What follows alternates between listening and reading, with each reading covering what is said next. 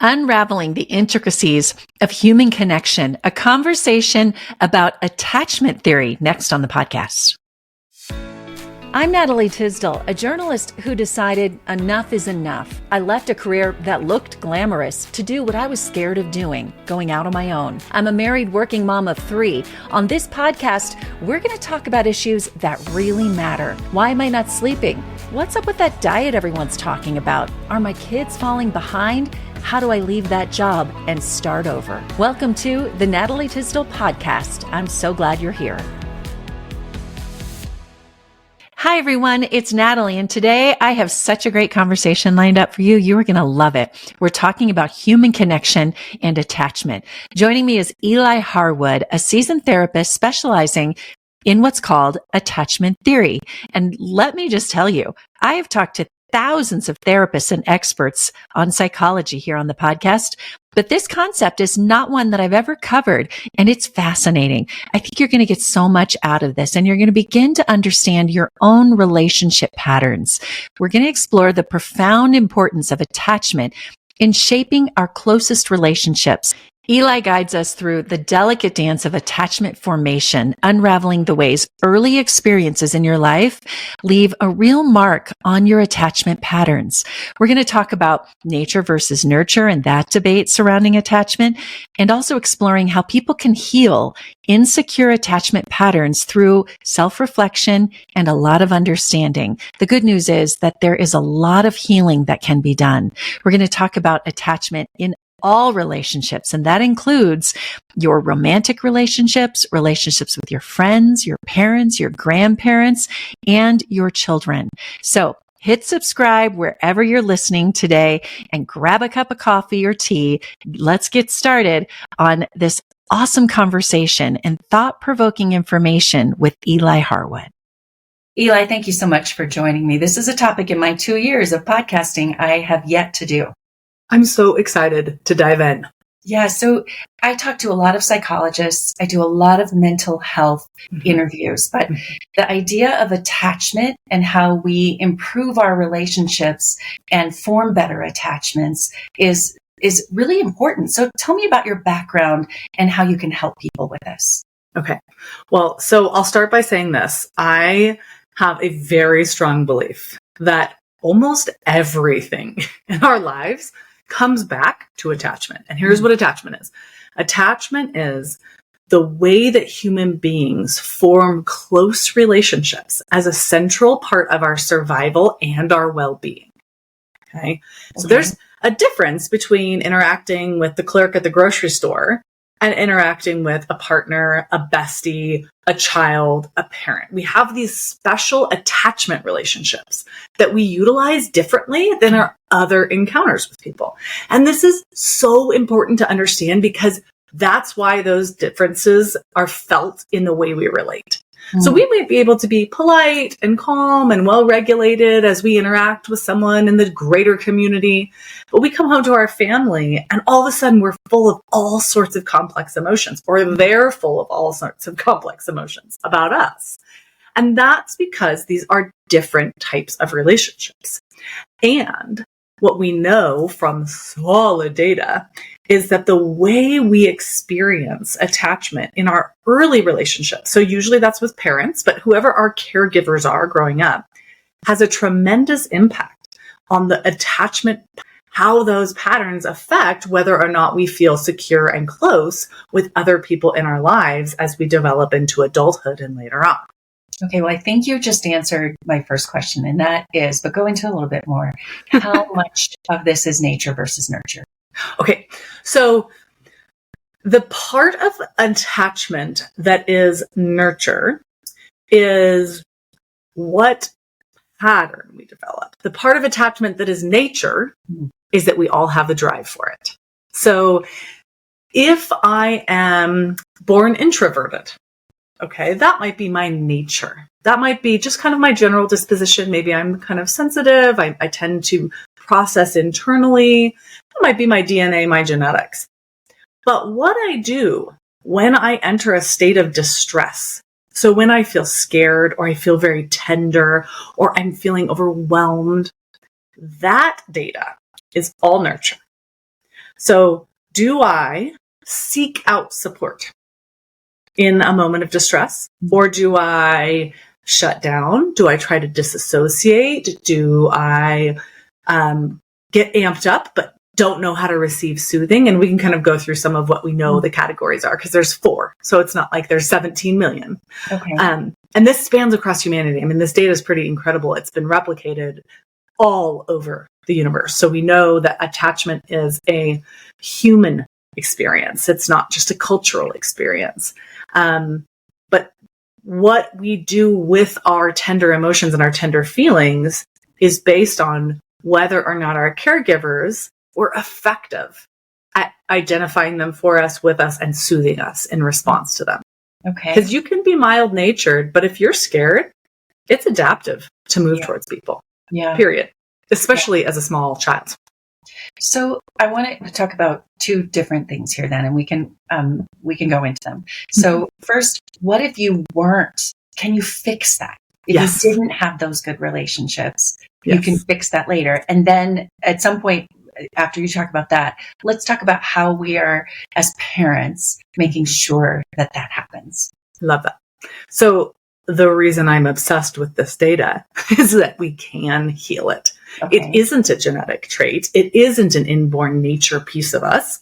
It is the pattern we learned in relationships, and we can unlearn it in other relationships or through a healing process. So I wrote a book. It's called Securely Attached. It's a workbook. And I basically laid out the process that I personally went through before I became a therapist to learn a secure attachment pattern. And it's kind of the template I've been using with my clients over the last 17 years of like, what type of reflective work do we need to do in order to understand why we relate the way we relate, especially in tender and emotional moments, and what it would look like to cultivate a more secure pattern of response, not just to other people, but even to ourselves, even the scripts in our head, you know, when we're feeling nervous or scared, like what's the voice sound like in my head? Is it comforting? Is it nurturing? Is it accusatory? Is it harsh? Is it critical?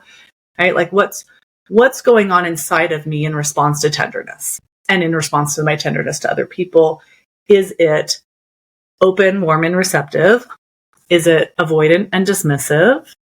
Is it overly anxious and intrusive, right? Do I get combative when I feel vulnerable? Like, what's my pattern? Why is this my pattern? Because when we look back, there's always a why that makes the what make sense, always. Yeah, yeah. You know, what I'm thinking of with this, though, is you have to be willing, and isn't this the case with every issue we have in life, is you have to be willing to admit, yes, maybe this is an attachment thing, because I see it so much. This probably says a lot about me. You'll read into it. I see it so much faster in other people than I ever see it in myself. Yeah. I'll look at my friends or my coworkers and I'll go, they must have some thing, versus, I wonder why I act that way. Yeah. So being able to be vulnerable enough to admit I need to look into this. How do you address that?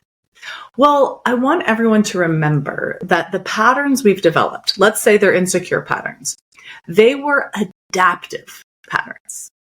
So whatever it is that you need to work on in order to learn more secure patterns, the patterns you're working out of existed in a context where they made sense. Okay, so it's not, oh, I am not mature or I have not evolved. It's just, oh, this pattern makes sense in these early relationships where my caregivers had these specific limitations or styles. But it doesn't make sense for me in the type of love I want to have now. Right? And we all have that proclivity to defend ourselves, especially in heightened emotions. And so it takes a little extra work if you didn't grow up in a secure environment to learn how to move towards meltiness in conflict, you know, to step out of criticism and into curiosity. Whew, that's a challenging thing if it was never modeled, right? In my home growing up, the environment was very much like who was right, who was wrong, who was the good guy, who was the bad guy, right? And so my brain and my nervous circuitry was wired to look for that in conflict. Is this my fault? Did I do this? Have I failed? Or is this your fault? Did you do this? Have you failed? Yeah. And it took me a long time to learn, wait a minute, This is a discovery moment. You need something, or I need something, or we both need something. What is it? And how can we work together to get those needs met? And that's all conflict is. It's needs that are arising in a surprising way. Whoa, I'm feeling frustrated. What is it I'm needing? What is it you're needing? How do we move forward together? What are the most common? You mentioned, I don't know if what you were saying in avoidance and those things are the four, but what are the most common? Give people examples they might relate to and why they deal with things the way they do and what that might have looked like when they were young. Yep. So I'm going to talk about secure experiences first so that we all kind of have the template of like, oh, this is what we want to give our kids. This is what we all should have had in a perfect world, which is when we are young, we don't have a lot of brain developed, actually. And so we can't rationalize as easy as we can express through emotions. So we have lots of feelings when we're young. And if we have caregivers who are understanding of our feelings and warm and responsive to our feelings, then what happens is we internalize this pattern that says, when I'm tender, I should reach for somebody. And when I reach for them and get close to them, it will soothe me. And so I can receive. So it's reach and receive. So if you grew up in a secure environment, it just felt intuitive to turn towards the arms of your caregivers because they were warm, understanding, and receptive most of the time. None of us are like this all of the time, but most of the time.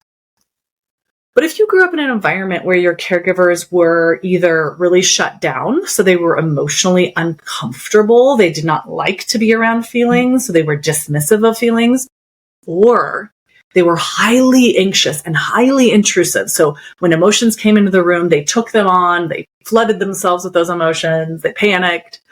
Then there was no one with the capacity to soothe you. So what you learn to do is avoid and distract. So when feelings come into the room, you're like the turtle. You go into your shell. You go internal and you do everything you can to move the attention away from the emotional material, whether that's your own material or other people's material. But your coping mechanism is like, do something else here, something else here. How do we get away from this? La, la, la, la, la, la, la, la. I don't want to see it. I don't want to hear it, because there was nowhere to go. So it was adaptive to ignore and move away. And as an adult, if you have that pattern, it's actually extremely hard to stay in emotions for very long. Wow. Or remember emotions. Yeah.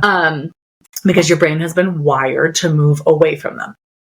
The third category is if you grew up in a home where there was an unpredictable responsiveness. So sometimes there was warmth, there was settling, there was security, but sometimes it was the opposite, or it just wasn't there. So this often happens in families where there's alcoholism or real serious mental illness or domestic violence, where there's a cycle of some kind, where sometimes parents are there and sometimes they aren't. Well, then what happens is you develop a type of hypervigilance in relationships. So when you bond with people, you constantly scan them. Do you love me now? Are you mad at me now? What about now? Is everything okay? How come you didn't text me back for 10 minutes? What's wrong here? And you did that in childhood because it was adaptive, because you had caregivers who weren't able to be predictable. So you took on the responsibility of trying to get them to be predictable for you. Mm-hmm. So then you enter adulthood and it's hard to trust. So the metaphor there is reach and receive. So you know how to reach, you know how to try and cling to the people in your life, but you don't know how to soothe in response to the reassurance they give you or the support they give you. Your nervous system sort of just stays at this elevated state in your close relationships. And the last one is always so heartbreaking to me, is if you grew up in a home where a caregiver was frightening. So they were abusive, or they were so severely mentally ill, they had schizophrenia, or they were doing some form of serious drug, heroin, methamphetamines, where you had to protect yourself from your caregiver. That scrambled up your system. Because in that moment where you have the drive to seek someone for support, that person is the thing you're trying to seek safety away from, right? And so your entire system is scrambled. Like, where do I go? There is no safe place. So then you only have those more primitive coping skills, which would be like fight, flight, freeze, faint, fawn. You tend to either blow up or shut down. in moments where you feel tender or distressed. If you've ever had a friend or someone in your life where the moment they get vulnerable, they get mean, that's why. Because their nervous system says danger. I'm vulnerable, which means that I could get into way more danger than I'm in already. And so the only thing I know how to do is fight you off and try and get you away from my vulnerability. Yeah. Which makes it really hard to bond securely. Yeah. What age is this really happening? Is this, toddlerhood? Is this all the way through 18? And then do these things happen later in life? Like, what if you're in a marriage that is these things? Are those things only in childhood, or do we develop these attachment things all throughout our life? They develop throughout our lives and they shift throughout our lives. So our attachment security can increase and it can decrease. You can have a really secure childhood and end up in a marriage that's super abusive, and you have to adapt to that relationship. And so that shifts you out of that security, or vice versa, a really abusive childhood and a really secure marriage that helps you learn security. And it's not just in marriage, friendships, communities. You're the closest with, that you spend the most time with. Yeah, Sue Johnson is another therapist who's done a lot of work around attachment, and she says cradle to grave. Attachment is cradle to grave. And that's right. There was a really beautiful video on the internet a few weeks ago of this gentleman. He was probably in his 90s going to say goodbye to his brother who was dying. And he's like in a hospital bed. And you're watching these two men who are, well at the end of their life, thanking each other and crying together. I'm like tearing up just thinking about it because it's so beautiful. But like, that's attachment. Like, we are designed to love people and to have special close people that we belong with and who belong with us. And not all relationships are created the same. So some relationships, end in a deep gratitude and an embrace. Other relationships end with a sense of salute, goodbye, please get out of my life, But our goal with ourselves is to know our own story and work through what happened in our life, in childhood, in adulthood, and then begin to take responsibility and ownership over how we've coped and move into a more secure place so that we can be more secure for other people and choose more secure people and invest in those relationships. Yeah. I know a lot of people who spend so much energy trying to get insecure people to be secure for them. Oh, yes. Right? Oh. Are you looking for ways to stay energized, healthy, and help your family stay healthy? I've started taking supplements from Seeking Health, and it has changed the game for me. I no longer worry that my family is getting enough of the vitamins we need, and I know the quality of what we're taking is top notch. I take an immunity support supplement, magnesium, and several others, including electrolytes, to stay hydrated.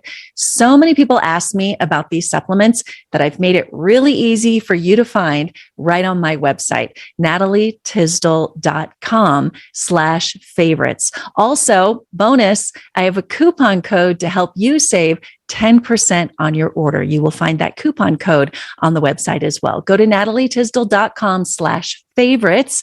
Click on Seeking Health. I may earn a small commission if you purchase there, but that's just to help my small business grow, the website and the podcast, to keep this news and good interviews coming your way. Again, natalietysdal.com/favorites and click on Seeking Health.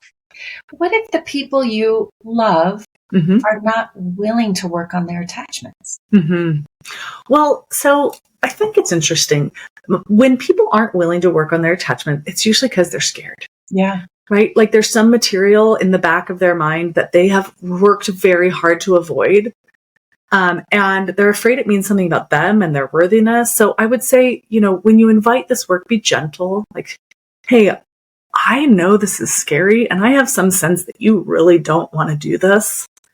And I'm guessing there's some good reason for that. But I really want to be genuinely close with you. Like, that is something I long for with you. And so can we please try a little and we do it together? And, at some point in a journey, if you've asked someone and they won't, then my question to you would be, is it time to grieve or time to hope? And when we grieve, we accept things we cannot change. And maybe you need to do that first. Or maybe you've already grieved and it's time to say, you know what? I want more. Yeah. I don't know. So sad because you see it in some people, be it maybe it's someone's parents and you want that. And maybe it was a mental disorder or alcoholism or something. And you so want to connect with them and they can't do it. Yep. Or maybe it's a friend or a brother. Or Totally. Well, actually, it's interesting because my brother has only recently come into sobriety and willingness to engage. And he wasn't for a very long time. And he has some really complicated extra pieces of his story that have created a fear of just not wanting to go there. But he didn't decide to go there because I asked him to, I pressured him to, I invited him to. He went there because he hit a rock bottom. And because someone in his life said, I'm not doing this with you anymore. And so I think sometimes it's hard because you can see the potential in people and the hope for people, but we can't rescue people. That's not a real thing. So hard that we do. But if we're trying to rescue people, there's a strong chance that we have a resistant. There's like 75 names for all the attachment patterns, which is very annoying. But some people will know it as anxious attachment or resistant or ambivalent attachment pattern. But that specific pattern I talked about where you feel responsible to try to get people to stay close to you, that's usually what rescuing is coming from. It's like, love me, love me, love me. Well, how about if I give you this, or if I give you that, or if we try this, or maybe if I say it like this, or say it like that. And I would just say, like, it's okay that this person is not enough for you. Yeah. Be clear with them. Hey, this is not enough for me. And you'd be surprised how many people, once they really understand the gravity of the situation, will do the courageous work. Even when they were refusing to before, you say, hey, I can't continue to be in a relationship that's this emotionally dead. Yeah. I need you to figure out what you're hiding from or whatever. How much of this is, we hear so many family patterns, things happen in families and then they happen to the next generation and all of that. But it sounds to me like this actually kind of ping pongs. Like if you come from the alcoholic family, then you're going to have a pattern where, you overcompensate because of what you went through. Or can you break a family pattern of this? Yeah, absolutely. Well, so even though there's 4 patterns, there's really 2 sides. There's a secure side and an insecure side. And so though the pattern may go from a parent who's avoidant to a parent who's intrusive, to another parent who's intrusive, to another parent who's then avoidant because of the intrusive, even though it's doing that, it's staying insecure. So the way to break out of the pattern is not doing the opposite of what your parent did. It is learning to heal your body and your nervous system so that you can be grounded and secure and present in a way that your parent wasn't. We call that cycle breaking. Yeah, that's why I'm so excited about this work. I'm actually finishing my 2nd book right now. It's going to be out in the fall, and it's called Raising Securely Attached Kids. And it is all about, like, how do you do that? And what does that look like? And what's emotional attunement? And how do we have a healthy, secure mindset about our children?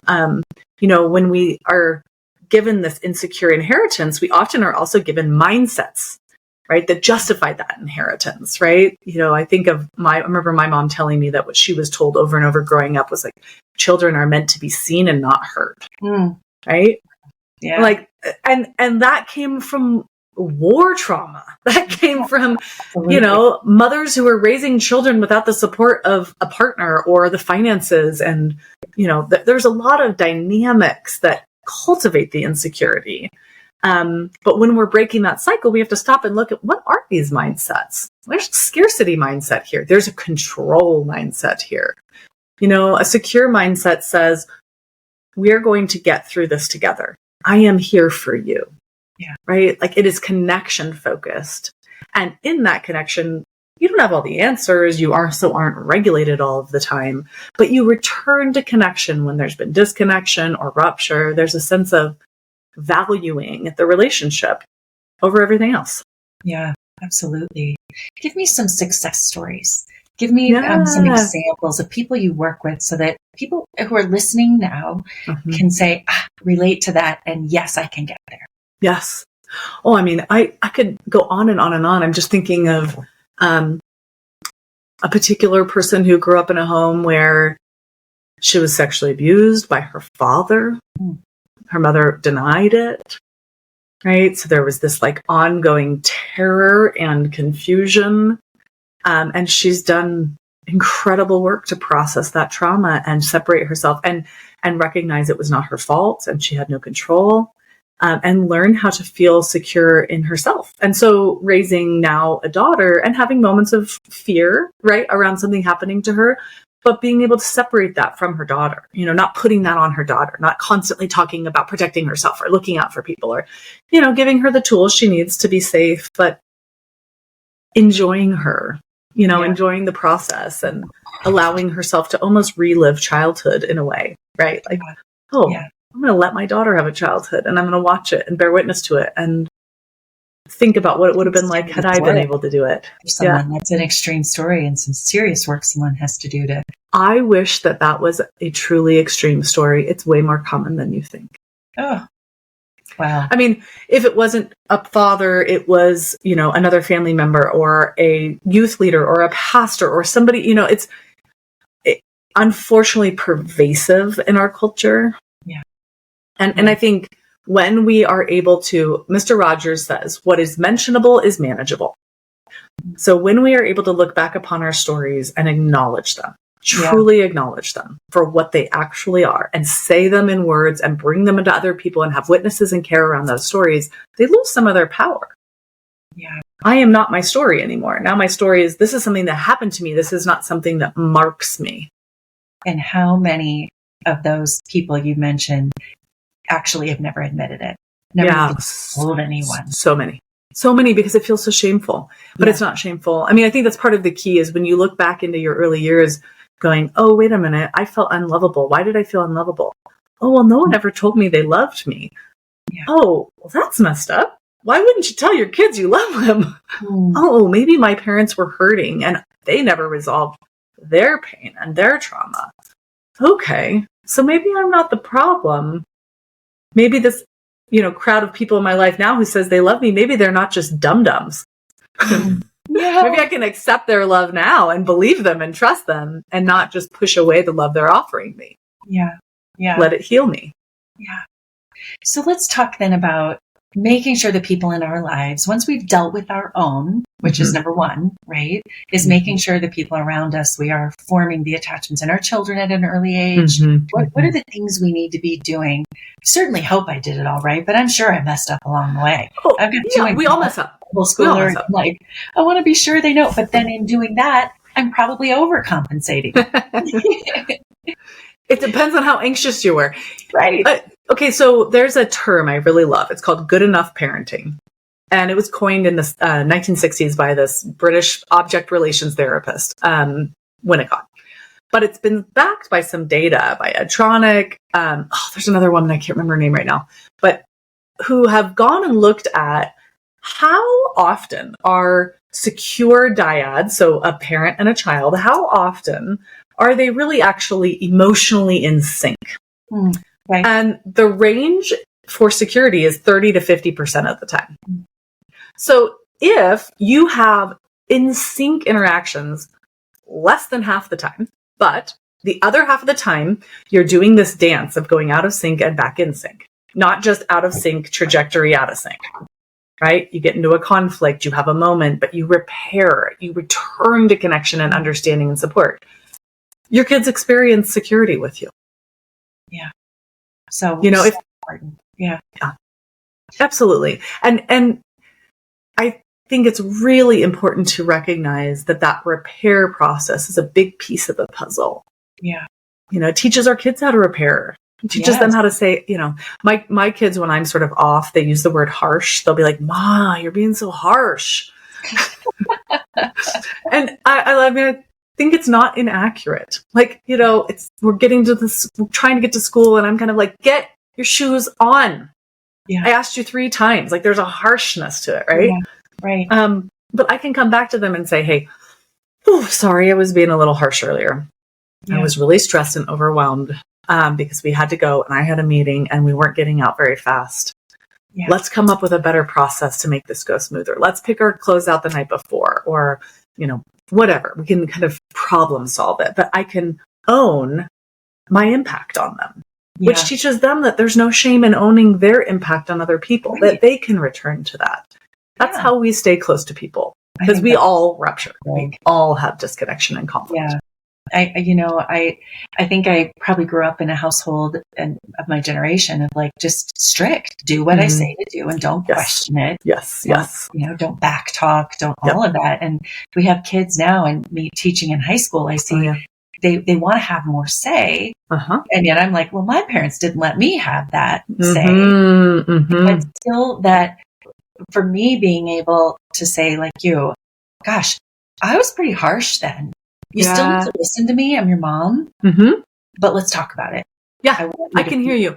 You could have a voice, and I'm still going to, as the grown-up, make a final call. Yeah. But your voice will influence some of that, right? Especially as they age, especially as they get into adolescence. We really want to be collaborative with our children because that's what they're going to do out in the world, right? We don't want our children to practice obeying us in adolescence, because then they start practice obeying who? Their next sweetheart or teacher or whatever. The goal is that they learn to be cooperative. And I think what you're describing is a compliance dominance dynamic. I'm the boss. You do what I say. I'm in charge. You're submissive, right? And actually that way of relating is, it may feel old school in our present context, but it's actually very new school in the human context. It's something that's come into the parental way of relating, really in the last couple hundred years.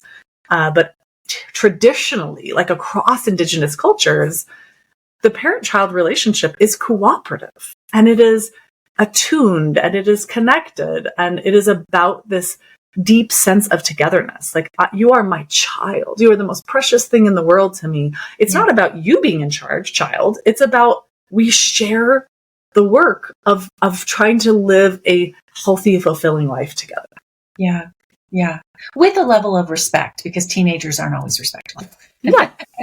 Well, and they need our help learning that, and so, but I think we also need to not take it personally, right? So, you're wanting to individuate from me and have more freedom, and I'm saying no, and you're angry about it. And so you're telling me I'm a bit of an uptight bee. Okay. Hey, it's okay that you're frustrated that I'm holding the reins on this. I get it. I wouldn't want anyone to hold the reins on me with something that sounds so fun. And it's okay for you to tell me you're mad, but it is not okay to name call. We don't do that. I love you. And all that. Yeah. Boy, I need to write all that down. That's good. Oh, so helpful. So much good. I can't wait for your new book. Wow. I know, I'm excited too. I'm actually in the editing phase, so I'm really excited to be done with that part. Yeah. It's so much work. Well, you continue to give out great information, which is where I found you on social media. And sometimes just those little tidbits, it's the good and the bad of social media, right? But the good being that we can feed some of this to ourselves in little increments to learn. Yes. Right? Yes. Be better parents, to have better relationships. Yes. Be better friends. Yes. We all need reminders. In the modern life, we can just get sucked down so many potholes of distraction and confusion. Like you said, the bad of social media, comparing ourselves, trying to, compete with people. We need the voices out in the world saying like, hey, here's what matters most. I've started to do social media edit, and it has been like so awesome, because the people now, how if you like something, then you start to see more. Yes. And so people like you, other people who are, for me, mental health experts. Yeah. People who have awesome recommendations. And so now my feed is full of inspiration. Mine is too. I love that.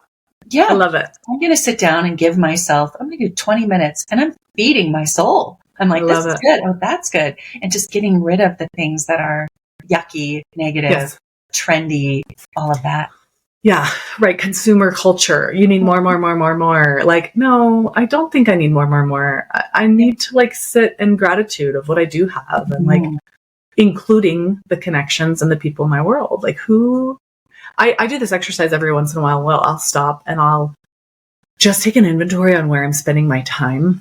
Yes. And I'm like, is it in alignment with what really matters to me? Like, if tomorrow is my last day on earth, will I have spent these last few weeks in honor of what most matters to me? And if I haven't, okay, let's adjust those sails a little bit. Like, let's spend a little more time with some folks that are very grounding and fulfilling for me, and a little less time, trying to satisfy relationships that feel like you're hitting your head against a wall. Like, where do I want to plant this limited energy that I happen to have in my life? I agree. Well, I'm going to put links in the show notes to your first book. Yeah. And tell me the name of it again. What's the name of the first book? Oh, Securely Attached. Securely Attached, transform your attachment patterns into loving, lasting romantic relationships. Caveat here, it's really not just for romance. My publisher's like, you have to pick a lane. I was like, okay, fine, put romance.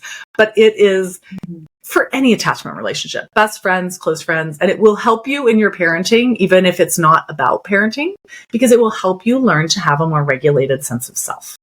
And that is what your children need most from you. Yes. Well, I am going to put a link to that. And then when the new book comes out, let's do this again. Love it. I would love to. All about it. And I'll also put links to your social media for people to follow. Thank you so much. So nice to talk to you. We're Colorado friends now. We just realized we're here. I'm so glad. It's so fun.